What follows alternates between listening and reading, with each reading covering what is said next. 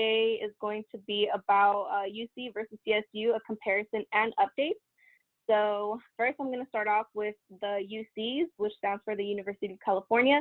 So as you can see on the map, this is California, and you can see where all of the UCs are located at. For some of you, you might want to stay close. You might want to go far. So if you're thinking about going far, these are all your Southern California UCs. If you're thinking about staying up north or Central California, then these are the UCs that you should be looking at. And then here are just their logos. So what is a UC? So UC is a four-year public university. There is technically 10 UC campuses. However, only 9 of them are for undergraduate studies. So after high school, you will become an undergraduate student. So UCSF is a graduate school. So you can, if you want to go to UCSF, then you would have to complete your undergraduate, get a bachelor's, and then you could apply to UCSF. So the requirements for UCs, you have to complete all your A through G courses, which is what advisors do during the ILP. We make sure that you're on track for every different subject and that you're getting a passing score of a C or higher in all of your A through G courses. If you get a D or an F, they do not count for A through Gs. And the minimum GPA is a 3.0. However, the minimum does not guarantee your acceptance. That's why it's important to do research on the specific schools that you want to go to, because some schools, their average GPA is like a 3.8 or a 4.0. So it's really important to know what their average GPA is, as opposed to just what the minimum GPA is. And then another requirement is to complete the personal insight questions. So those are 8 questions, and you only have to answer 4, and it's pretty much just for the readers to get to know you a little bit more, besides just like what your GPA was and like what clubs you were in high school. They want to know more about you. And UCs are generally more research focused, and the average number of students ranges from 7,000 to 45,000. The smallest UC is UC Merced, because it is the newest one, and the largest one, I don't think I know which one the largest one is, but I'm pretty sure it's like UCLA or UC San Diego, one of those probably. But generally, that's what UCs are known for, to be larger schools than compared to CSUs. So if you're someone that's cool with having like super large classrooms, and maybe you're really interested in doing research, then UCs might be a good option for you. And then here is a look at how much it costs to attend a UC. So each school is not the exact same price. As you can see, the bottom is UC Santa Cruz. And so the price varies depending if you're going to be living on campus, off campus, or if you're going to be living at home. So for example, if you wanted to attend UC San Diego, the average cost, unless your parents decide to move with you to San Diego, you'd probably be living on campus or off campus. So you would be paying an average of $33,000 or $32,000. And when I say you're going to be paying, I'm not saying like it's going to be coming out of your pocket. It's just the average cost of attendance. The only price that is set is the tuition and fees. All these other factors like housing, meals, book supplies, personal expenses, transportation, those are just averages. You can maybe not drive anywhere, not go anywhere, and not spend anything on transportation, or you might come home every single weekend and take a flight, and it might be more than $738. So it really varies depending on you, depending on your situation. But on average, it's about $25,000 to $30,000 for UCs. So updates. So for this year and moving forward, they are no longer going to be requiring that you take the SAT or ACT. However, you can still take it if you would like to. If you don't, it will not be held against you. But if you do decide to take it, what it can be used for is for you to qualify for not qualify, but it can support you in the statewide or local UC eligibility. So you have to be in the top 9% of the whole state, or the top 9% in your local area. and you are pretty much guaranteed admission to the UC system, but that does not mean that you will be automatically guaranteed a spot to your number one UC. And if you do take the SAT or ACT, it can also help to place you in certain courses like math courses in college or English writing courses. It can help with placement or application for certain scholarships, as well as fulfilling some university graduation requirements. So if you score like super high in like the math section of the SAT, you might be able to skip one university level math course and just move on to the next one. Another update is that credit and no credit grading will not affect your A through G eligibility or your competitiveness, and your credit, no credit, or pass, no pass, it will not be calculated into your GPA. So I know for some of you, you were kind of hoping for last semester, maybe you were doing super good, you had all A's in all your classes, and you were really counting on that to boost your GPA. But due to, you know, COVID and how your schools are doing a credit, no credit, or pass, no pass, you weren't able to get, you know, that GPA boost. And another update is that for some of you who did participate in our summer UC Scout courses, you do have to list it as a different school. So when you're applying, it's going to ask what high school you went to, and that's where you input all the courses that you took. However, if you did take the UC Scout course and you completed it, you have to put UC Scout as a whole separate school. And then from there, you add the course and the grade that you received. And that also applies to CSUs. So how to make your application stand out. So I know some of you who take AP classes and then you end up taking the AP exam. Some of you get a passing score of a 3, 4, or 5, and some of you end up getting a 1 or 2. And oftentimes, you know, in the past, people or students didn't want to put the 1 or 2 in their application. They just decided to like not, you know, say that they took an AP exam at all. However, UCs are recommending now that even if you did score a 1 or a 2 in any AP exams, that you still include it in the application, only because it looks like you were really committed, you know, given the fact that you took or didn't take, but most of you, if you did take the AP exam, you would have taken the AP course. So it just shows that you're committed to, you know, advanced classes. So even if you got a 1 or a 2, still do it. And for non-seniors who are thinking about or are currently in AP classes and are thinking about doing the AP exam, I say do it. It doesn't hurt you. It will not negatively affect you if you get a 1 or a 2. And moving forward, still include the score of a 1 or a 2. You can also make your application stand out by including all activities in the activity section. So I know for some people during the summer when we were doing senior seminar, some were really, you know, stuck in the activity section because you might think that you didn't really do anything, like maybe you didn't join any clubs, you didn't do any sports, and you think, you know, that's it for the activity section, but that's not true. There's a lot more that you can include in the activity section, such as community service, or even if you had a job in high school that is, you know, an extracurricular activity that is outside of school that, you know, took a lot of your time. So that's something that you can include, or even babysitting. They really like to see, you know, that you had family responsibilities, that you did something. So don't think that, you know, just because you weren't in a club or didn't do a sport, you didn't do an activity. And for those of you who aren't seniors right now, this is your time to start, you know, participating in more activities. I know right now, you know, there isn't really like sports, you know, clubs aren't on campus. Obviously, no one's on campus. But an activity, you can, you know, teach yourself a new hobby. You can teach yourself how to do sign language. You can teach yourself how to paint.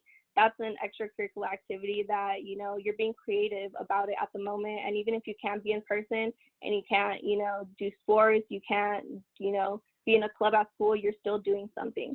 So I encourage 9th and 11th graders, you know, to start doing something. Another way you can make your application stand out is to utilize the additional comments in the application, as well as not writing about COVID in, that's those say PIQs. My computer kept auto-correcting me to pics. But don't necessarily write about about the COVID unless you were really, really impacted by it, because you're not, the only one who is affected by COVID. We're all at home, we're all stuck, we all can't go out anywhere. So if you weren't really, really impacted by COVID, then they suggest to not write it in your PIQs. And I'm going to give you some tips for your PIQs if you do decide to talk about COVID or any social justice movement that is currently happening.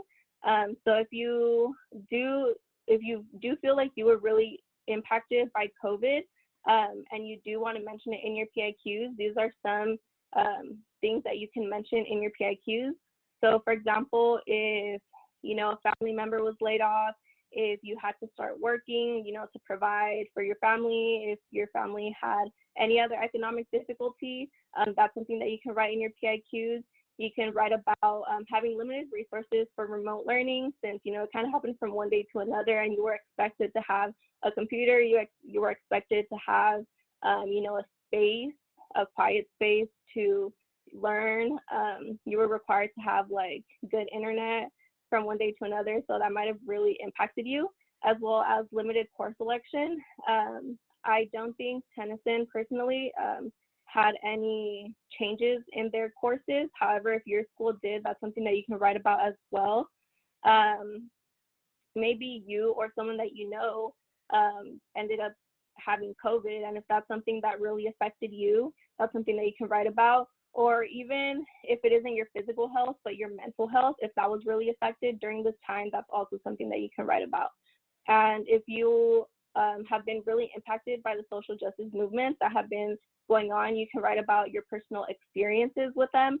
So maybe you took part in protests and boycotts, campaigning, or any other forms of activism. Maybe you're someone who is really into art, and you created art related to social justice. Then that's something that you can talk about.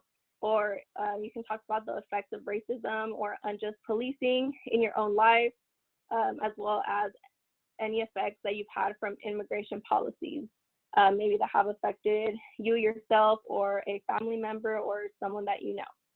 Okay, moving on to the activities and awards. So for the UC application, there are 20 slots for you to insert any activity or awards that you might have received. So they want you to focus on what you did in high school. So maybe you were in, French club in 8th grade. That's cool, but they do want you to focus on what you did in 9th through 11/12th grade, unless it's something that you started before high school. So if you were in French club 8th grade, 9th grade, and 10th grade, then you can mention that. But if you didn't follow through in high school, then don't mention that.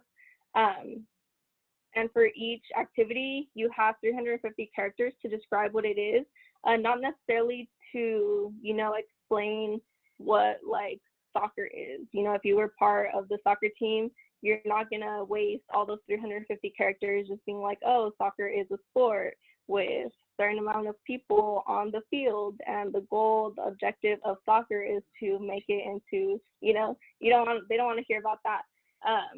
And the cool thing is that you're not expected to use full sentences, because you have such a limited amount of space. Just, put the important things that you want to mention. Don't focus on well, obviously you want to have good grammar in it, but don't focus on having complete sentences. That is not what they're looking for. And make sure to provide context. Make sure to write about as much as you can. Break down what you did. If you were on the soccer team, did you have to practice a lot? Did you travel a lot? I know, teams that aren't necessarily school-based, if they're like outside teams, you probably do travel a lot. And if you competed at all in a competition, how many people were you competing against? Was it really competitive? That's something that they'd want to hear. And you also want to focus on your role and your responsibility in the activity. Don't just, like I mentioned, describe what the activity is, but also don't assume that they know what something is. If it's something, I'm just giving a random like acronym, but if you participated in a APTT, you know, and you're like, oh, I participated in APTT and I learned this, this, and that, they're going to be like, what is that? So just make sure not to use any acronyms in the description for the activities. And again, quality is better than quantity. So some people think that, oh, I need to, you know, fill up those 20 activities and awards. You don't have to. You're not required. Technically, you're not required to put anything. However, that's like a big no-no to just leave it completely blank, because I'm 100% sure that every single one of you have done at least one thing that you can put in that section. Like I mentioned, if you had family responsibilities, home responsibilities, if you participated in any faith-based organization, or if you had a job, that's something that you can incorporate. So keep this in mind. Again, 9th and 11th graders, if you haven't really participated in a lot yet, you still have time to participate in something, to make something of. And then the final tip that I have for y'all is to take advantage of the additional comments. So there are 2 sections within the UC application that allow for additional comments. They are highly, highly encouraging you to use additional comments, especially this year related to COVID. And so the first section that allows you to have additional comments is after you put down all your grades and all the classes that you've taken. So that's going to be after the academic history. And something that you can mention in the additional comments is maybe a different grading scale, or if you were unable to enroll in any class, like I mentioned earlier, if your school maybe didn't offer AP biology this year and you were planning on taking it, if last year you were planning on taking it this year, but this year it's not offered, that's something that you can write, that you were not able to enroll in that course. And then the other section that you can write additional comments is after the PIQs.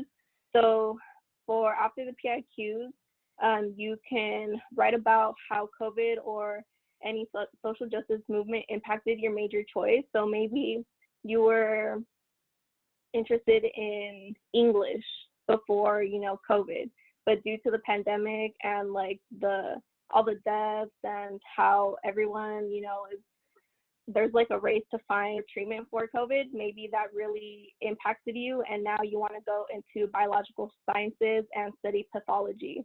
So that's something that you can write in your PIQs that maybe, you know, you don't really feel like it could take up a whole PIQ question, but that's just an additional comment that you can mention.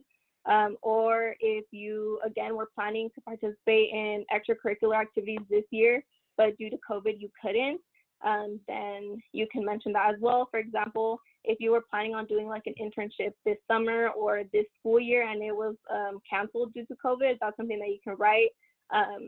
Definitely mention that, because they're going to see like, oh, this person was like trying to go above and beyond, and, you know, because of factors that they couldn't control, they weren't able to do it, but they did have the motivation to do it.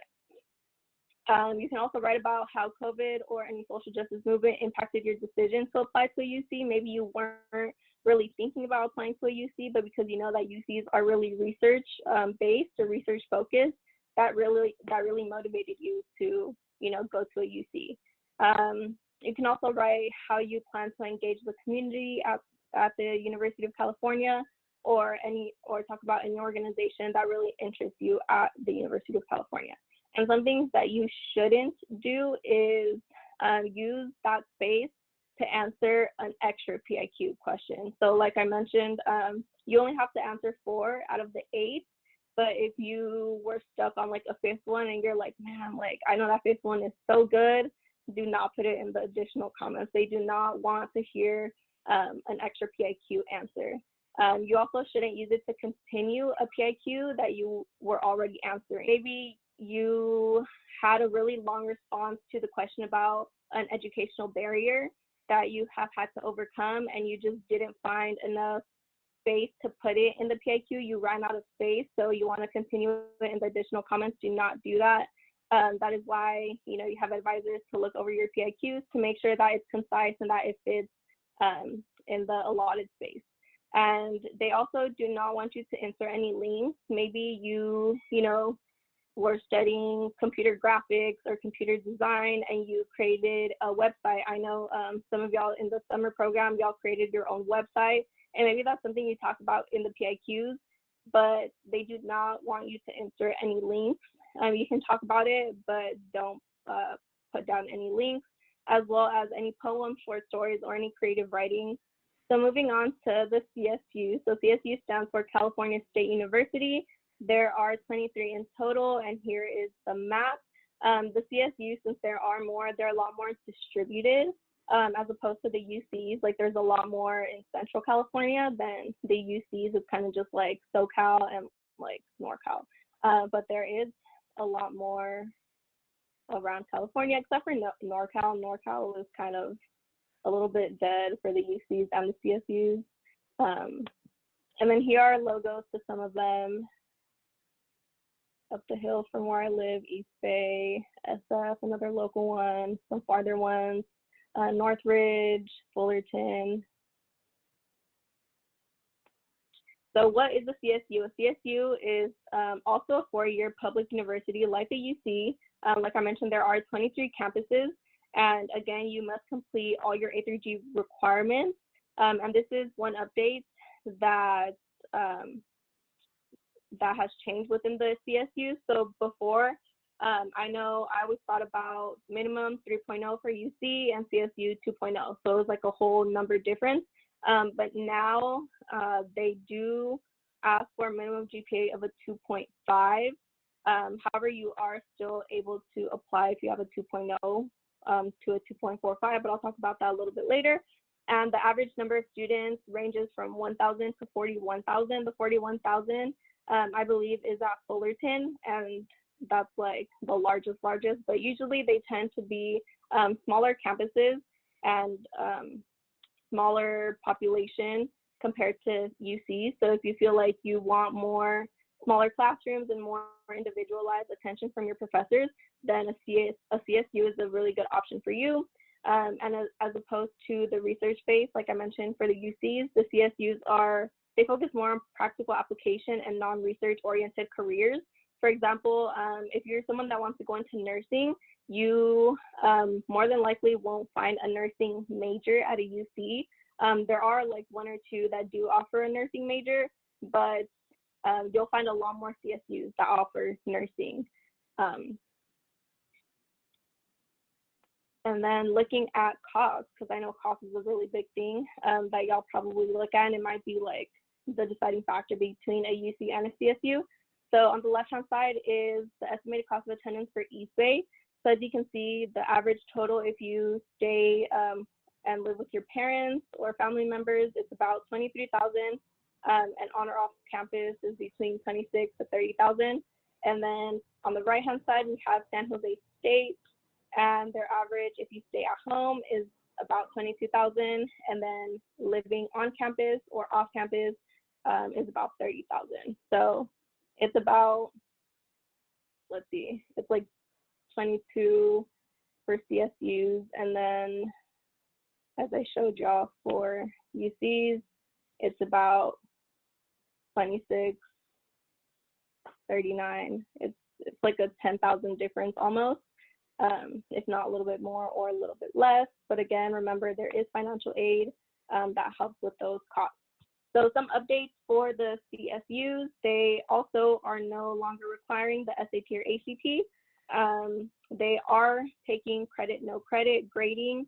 So moving forward, if I know, 9th through 11th grade, you were also impacted by the grading. You either got a credit, no credit. So don't feel like that's going to get in the way when it is time for you to apply. They're still going to be accepting the credit score because that's passing.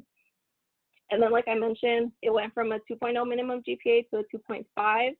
However, if you do have below a 2.5, you can still apply. They are just going to evaluate other factors, such as how many more A through Gs you took. So I know when we do ILPs, we tell you the number of required classes that you have to take. So for example, it's required that you take 3 math classes, but it's recommended that you do the 4th one. So the more A through G classes you take, the better it looks.